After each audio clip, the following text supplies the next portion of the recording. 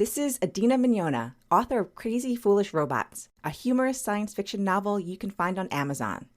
I am so happy to be able to say congratulations to Jesse for 6 years of set listing Bruce.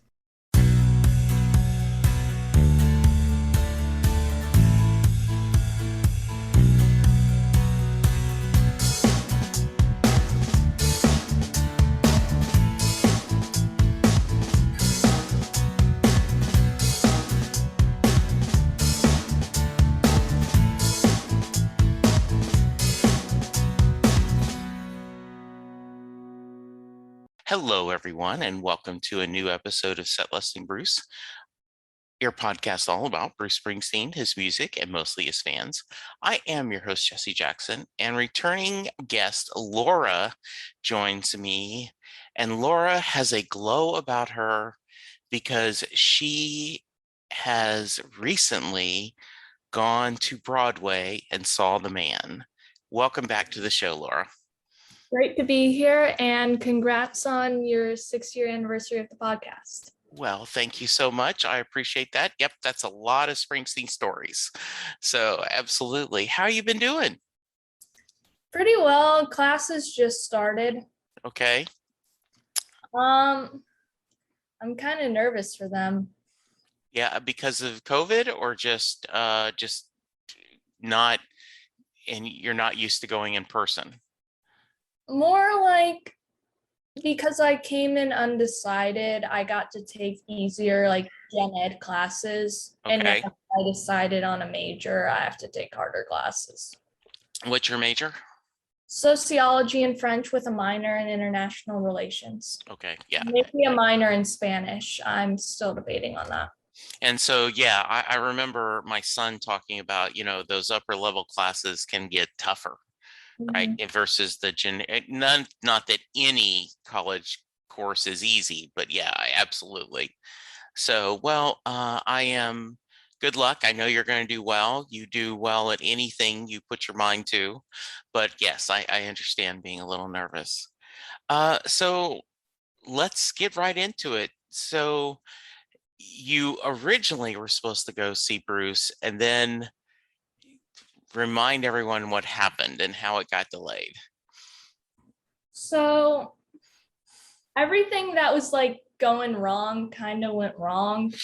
Yes. So it all started when TSA was like, we don't recognize your ID. And I'm like, it's not a fake, it's real. And they're like, I believe that, but it's not recognizing it. So I had to like go up and like get it signed by the baggage claim person. And was this just a regular like driver's license or a government ID? Yeah. Wow.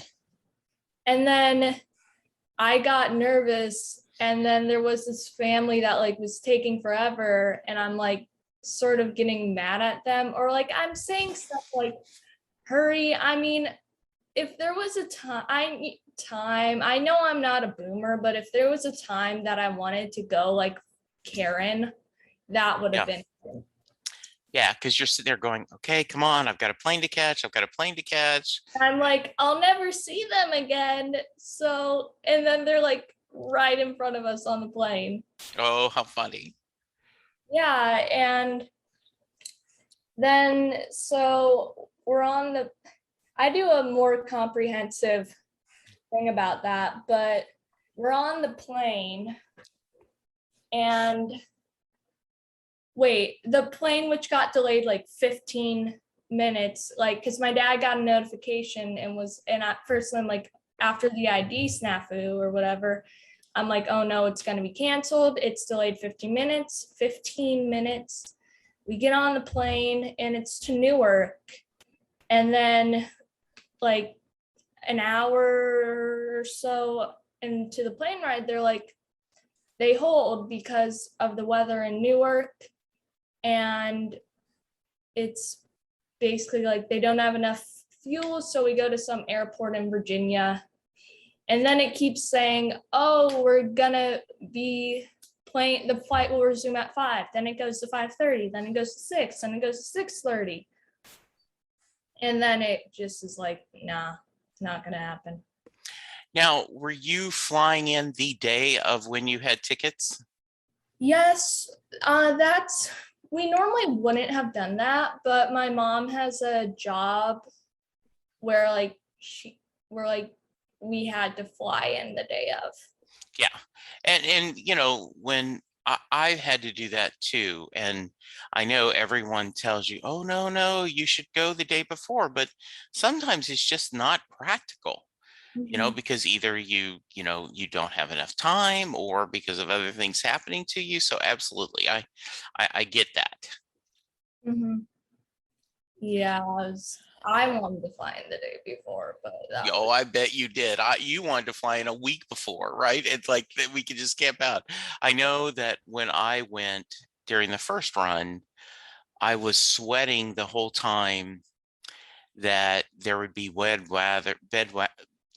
weather, and I would have to, you know, they were going to cancel my flights. Like I was doing Google Maps, like, okay, how many hours would it take me to drive to get to New York? And like, okay, could I, you know, could I do, you know, could I convince a buddy to go with me, even though he wouldn't have tickets and just, you know, kind of spare me. But I ended up flying in the same day and seeing him. You know, everything worked fine for me, but I had the same fear you did. I absolutely did. So you you reached the point where you know you're not going to make the show, correct? yeah. Uh, just talk to me about how you felt. That was pretty hard. Because part of me was thinking before, like, you're not going to see Bruce. Like, I had this intuition, like, leading up to the show, like, you're not going to see him. This is too good to be true. And then it felt like it was confirmed in that moment. And I, I don't know. It was hard. Because I just felt like maybe the universe was telling me I didn't deserve to see him or something. And I know your dad's trying to like, it's going to be okay, Laura. It's going to be okay. But I'm sure you're just devastated. I was. And he was he was sort of patting my back and just trying to reassure me, but in that moment it was awful. I like needed time to myself. Yeah, yeah. And so, you know, and then of course, and I'm not going to put words in your mouth, but like, okay, fine, we're in New York, but doesn't matter, right? Like, I mean, the whole reason I'm going is Broadway and to see Bruce, not to go eat somewhere in New York or see another show or tourist. You know, I was going in, and now then that didn't happen, so we're just stuck in an expensive city, you know, feeling depressed. Mhm. I mean, it was basically the next day we had to fly out. So it's basically we spent the night in Virginia. Yeah, Then we did the Virginia to Newark, which was about an hour. yeah. And we basically had to do Newark back to New Orleans. Wow, that's It was airplane food. yeah. The whole time, gosh, that's horrible. Yeah, I just felt like I didn't want to do anything. I was devastated. I felt sort of, I don't want to do anything. Sure. Now, what did you guys do with your tickets? The you know, Uh, for the show. we last minute decided to contact a college friend of my dad's who lives in New York, and they accepted. Okay. So the So tickets did not go to waste, but it still was, yeah, I didn't see it yeah, that time. yeah. So you get home and then do you guys immediately start trying to make plans to try to go again? Walk me through that process. Yeah, we did. We were trying to like navigate the move-in process and for my college and how that would work. And we thought the 17th would work the best because, there's that month-long break for Right. Broadway.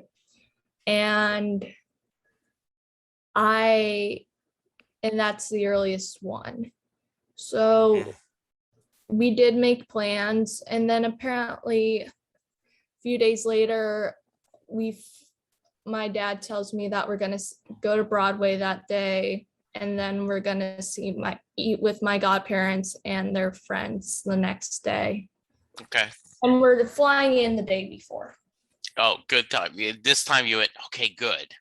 Right? Mm-hmm. Like, yes. Very nice. So were you still like pessimistic, like, okay, something else is going to happen wrong? Mm-hmm. I don't blame you. Every minor inconvenience, I was thinking this is how it's going to end. Yeah. Even when we were in New York. Yeah. Like, okay, I just know this is going to happen, right? Yeah. Our flight to LaGuardia, because we were doing LaGuardia this time, the armrest broke, and then before takeoff, and then the flight ended up being like 30 minutes, getting up 30 minutes. But in those 30 minutes, I was like, this is how this is going to end. Yeah, exactly. And then the elevator in the hotel in New York didn't work. We didn't know how to do it because it was confusing and bad. And then I was like, this is how this is going to end. Wow. And my dad was telling me, you're not going to be at ease until we're actually there, aren't you? And I'm like, yes. Exactly. Right. Like, I just, till I'm in my seat and he walks on stage, I'm going to be worried. Mm-hmm. Yeah. So, you get there, and did you get to the show early, or did you, I mean, like, talk through the day. Tell me about the day.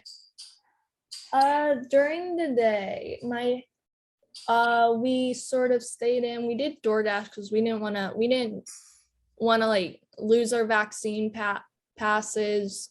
Yeah.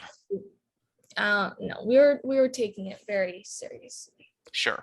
We went to we got food from Junior's. Heard of it? Yeah. And then my dad's telling me, I know you wanted a hot dog cart. You can look for the nearest one or walk to the nearest one. And I'm like, can I walk to the theater? I wasn't expecting him to say yes. And he's like, yeah. So I walked to the theater, and there's some people around. I'm probably the youngest one there. About how far of the walk was it? Like 3 blocks maybe. Okay. And I'm taking pictures. I'm absorbing the moment. And then a friend calls me because she wants to see it, everything. And I just can't believe I'm there. And I remember I saw a black Chevy Suburban with a New Jersey license plate. And I'm like, doesn't Bruce go in and out with a black Chevy Suburban with a New Jersey license plate? And then I'm verifying that with my Bruce friends. Yeah. And then the windows are dark, which makes me also think that. But so my friend jokes, she's joking, but at the same time, I don't think she is. She's like, knock on the door. Yeah. I'm like, no, I'm not. I don't want to.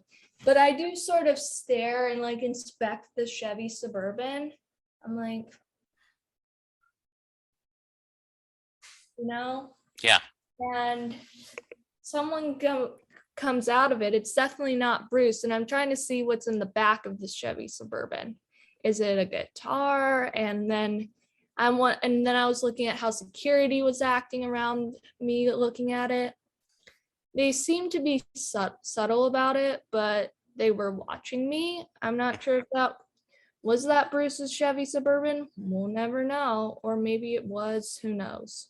Okay, very nice. So now you mentioned you were going to meet your godparents, but what did you adjust? Did you meet anyone online, like any of your online Springsteen friends? Did anyone meet you, or you didn't try to do that? No, I just wanted it to be my dad and I. That would have been easiest. Yeah, sure. So, All right. So you get there. I take it you did not see him before the show. correct. Okay. So you're in there on your seat. And Wait, okay, wait, another please. story. Please. So my dad's like, hey, we should leave at 6:30 or 6:40. I'm like, no. Because I was just eager, but I convinced him to let us leave at 6:15, 6:10, and the line's already pretty long. So I was right on that. And then I really liked my outfit for the show. And some people are asking where I got my bag. It was a Bruce Springsteen bag, and how old I was, because there was this 34-year-old who said, excuse me, how old are you? And I'm like, 20. And then she's like, I used to be one of those young people at the show, all enthusiastic. So it's refreshing to see that that's still going on. Oh, that's a nice statement. That's very nice. Yeah. And the lines moved so quickly.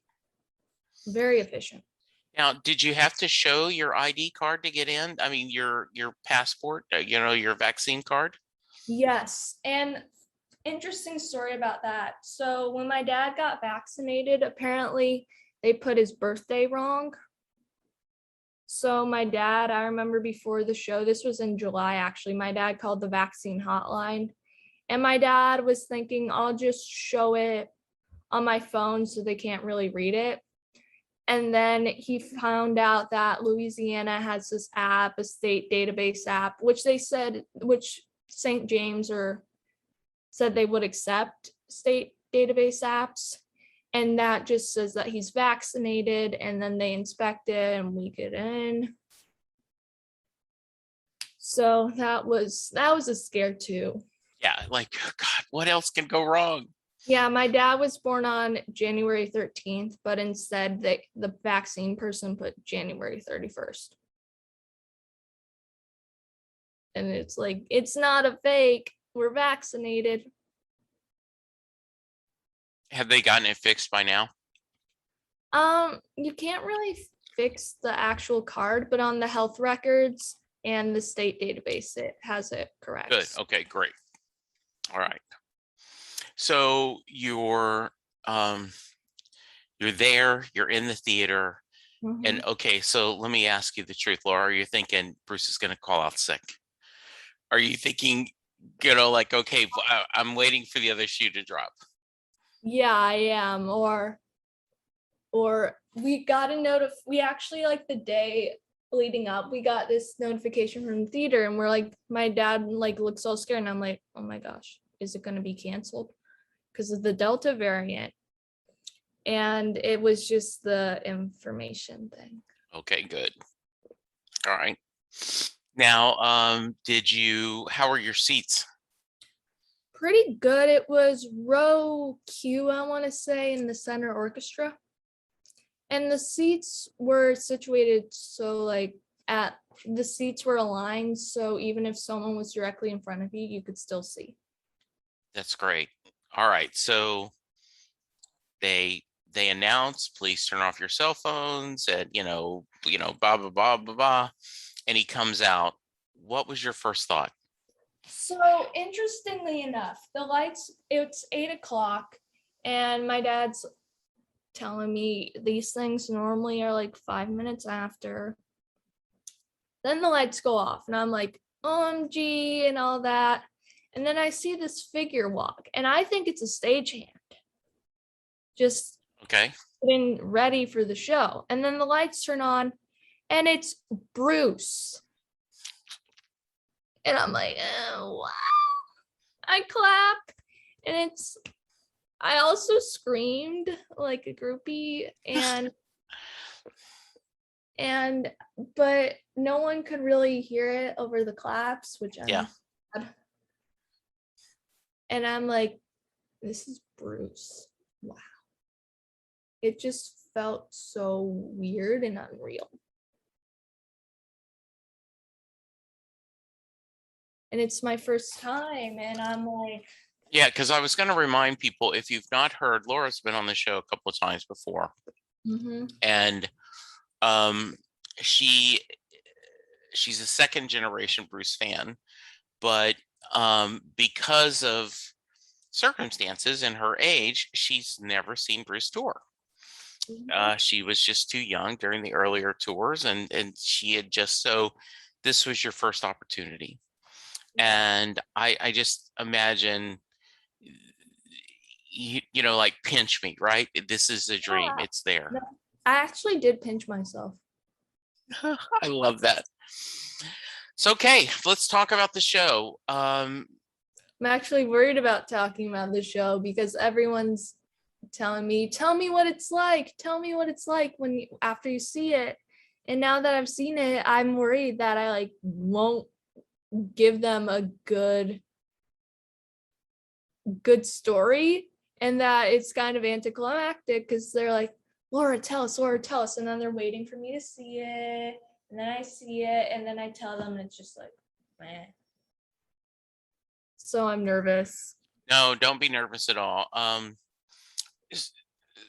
So you had seen the Netflix special, correct? Mm-hmm.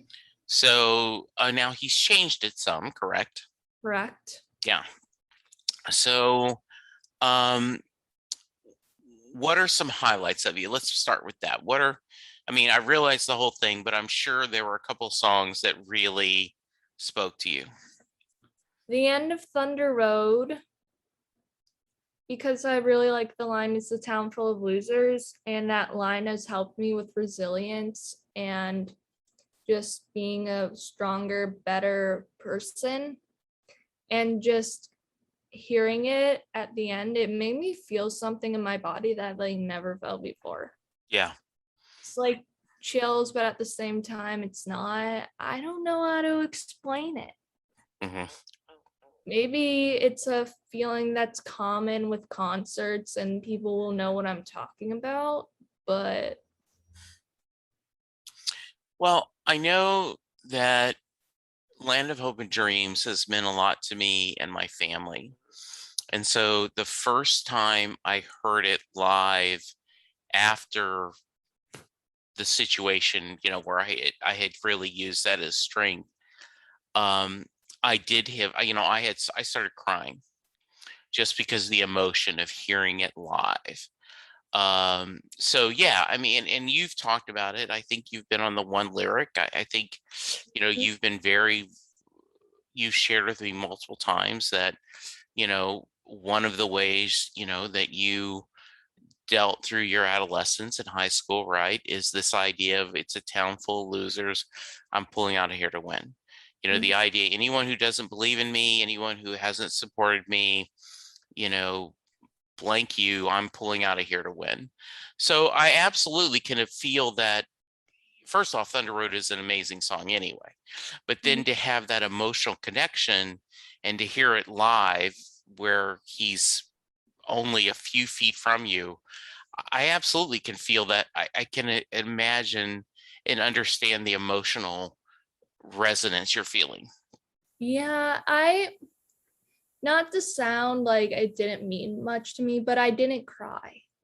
And I think that was because I get migraines, and I was having a minor migraine. It wasn't like totally bad. I like took some medicine for the show, like, because it happened like 10 minutes before or 20 minutes before the show. And then I took some medicine for it. It was I'm not sure if it was a migraine or a headache, but it was still minor throughout the show. And like every time I felt like I could cry or I was gonna cry, I'd get this pain right here. So it made it harder, if that makes sense. So I think that's why I probably didn't cry. Yeah, that makes total sense. So, other highlights. See, this is what I mean about the anticlimactic part. No, you're good. Um, I liked what he said before Dancing in the Dark Hmm.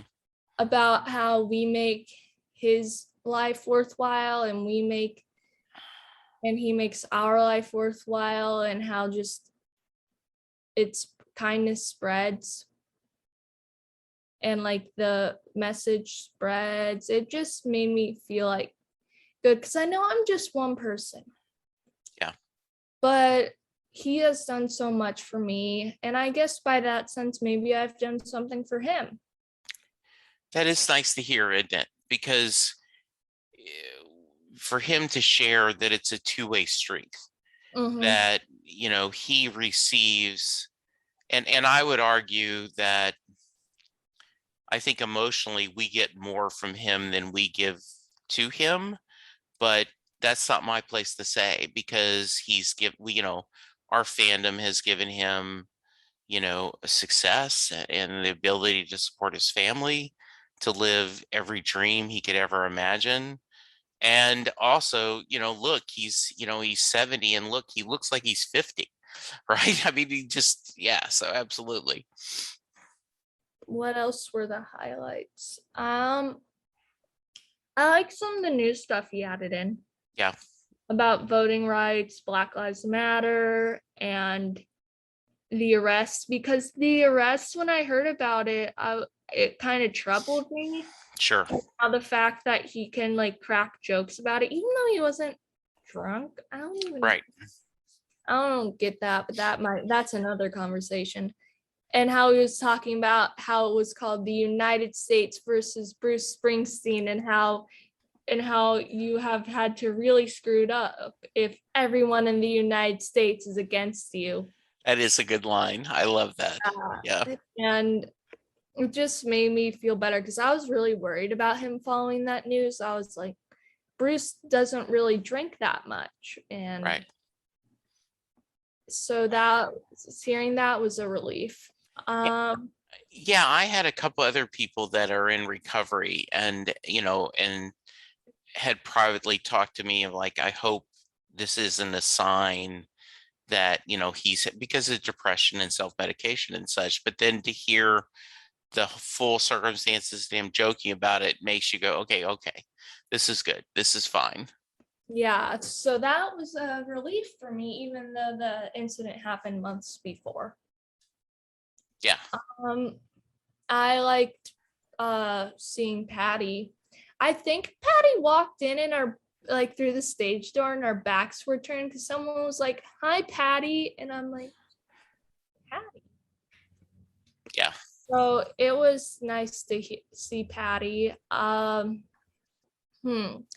After American Skin, it was weird, because I'm not one of those like uneducated fans. I know that when people say Bruce, it's not boo, but Yeah. like I'm not sure if someone booed.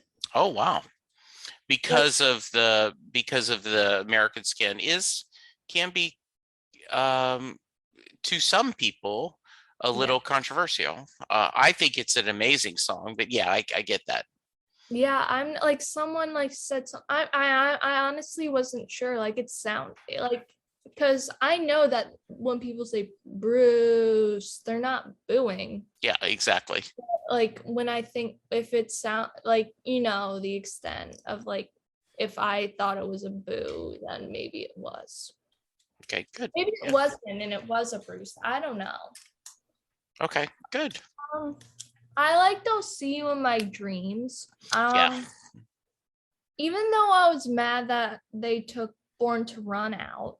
Yes, because it's your first show and you've never heard him do Born to Run live. And I talk about that all the time, Laura, that, if you go to see Bruce the first time, you don't hear Born to Run, it's got to be a little disappointing. But you do get to hear, a song from Letter to You. So you're one of the few people, everyone just during this run are the first people that have gotten to see that. Yeah. And this might sound like like showed my ignorance, but I felt like there were some boomer jokes I didn't get. Okay. I'm not sure, because there were times when people were laughing and I'm like, why? I don't get it. I don't get it. Okay. Yeah, that's understand that's good. So I know this is a dumb question, but I'm going to ask it anyway. Were you disappointed in anything? Was I disappointed in anything?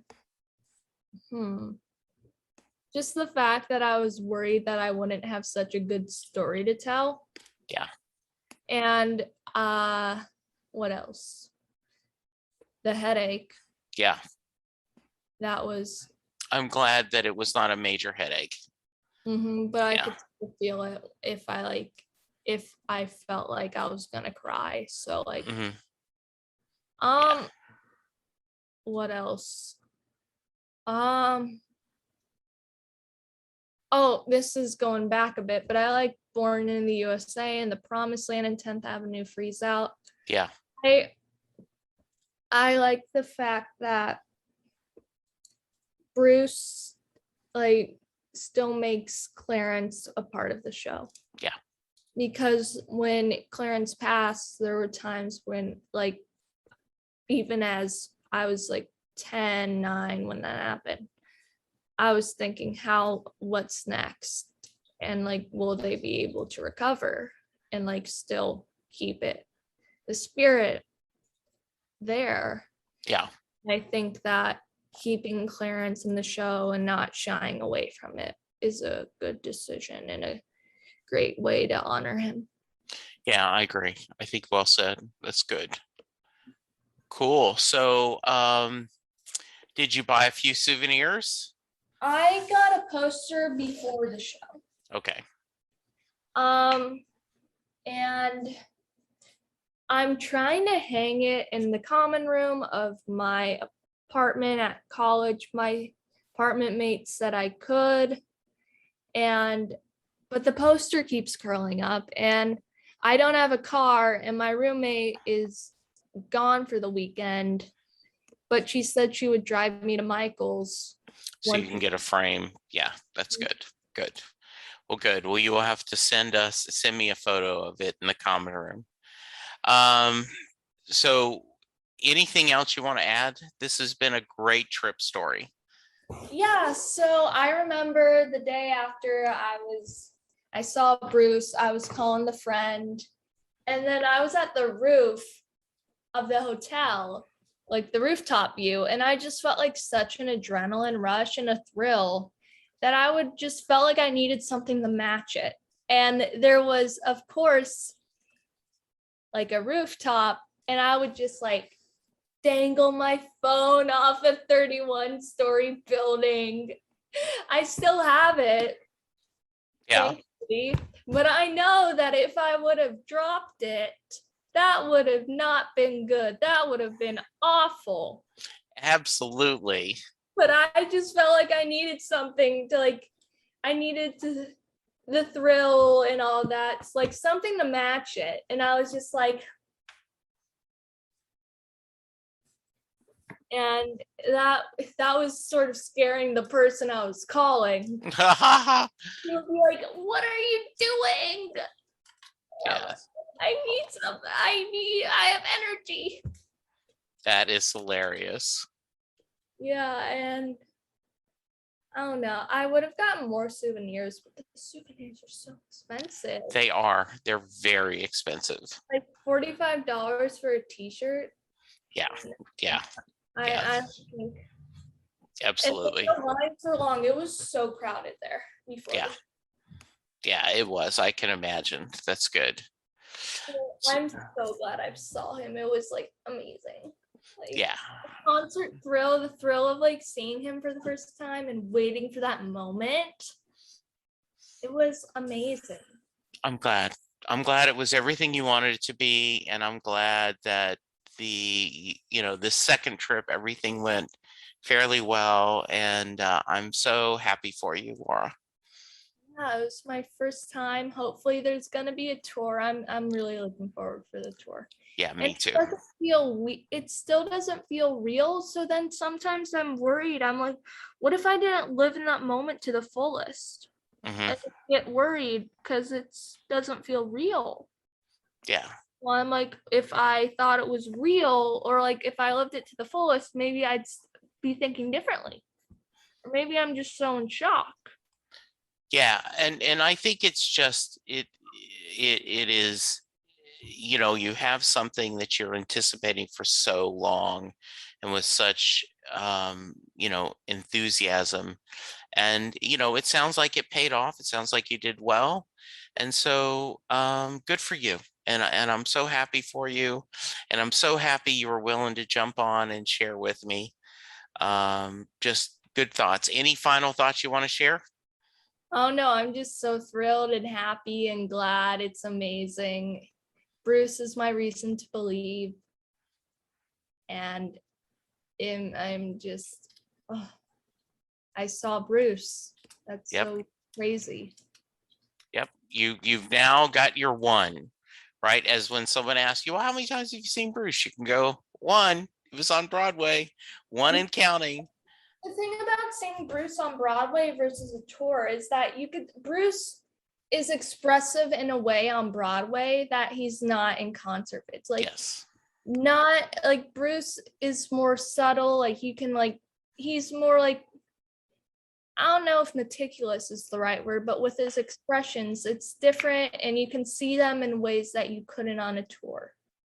Yeah. So that was really interesting, like seeing why I'm glad. One of the reasons I'm glad I saw him on Broadway is I got to see Bruce in a different type of expressive light. Yeah. That absolutely well said. Good. Laura, have a great fall. Good luck on the courses, and enjoy things at least a little back to normal in school. Yeah, I haven't had a normal year ever Yeah. in college. And hopefully we will catch up again another time. Be careful and be good. I just always love visiting with you, and I'm so glad you're sharing. So, listeners, you go get vaccinated. Even if they put your birth date on it wrong, at least you're protected. Remember to social distance, wear a mask, and let's all be good to each other, because that's how we're going to get through this. But for now, thank you. Thank you, Laura, and we'll talk to you soon. Goodbye. Doing a podcast at times can be a one-way conversation, and I hate that. So please let me know what you like and don't like about the work I'm doing. You can reach the podcast via email at setlistingbruce@gmail.com. The show is on Twitter at setlistingbruce, and my personal Twitter is at jessejacksondfw. We have a website, www.setlistingbruce.com. From there, you can find links to other Springsteen podcasts as well as other music-themed podcasts. We have a page devoted to our own SLB All-Star Band. These are guests who have been on the podcast more than 3 times. There is a link to our store where you can purchase Set Listing Bruce shirts as well as a Mary Question t-shirt. There is a link to our Patreon page where you can sign up to help support the podcast financially. We have different levels and different rewards based on your support. If you don't have any extra cash, and right now who does, you can support the podcast by subscribing via your favorite podcast player and leaving us a review. The more reviews we have, the easier it is for people to find us. And please tell a friend about the podcast, especially if they love Bruce or music, because it will make a difference.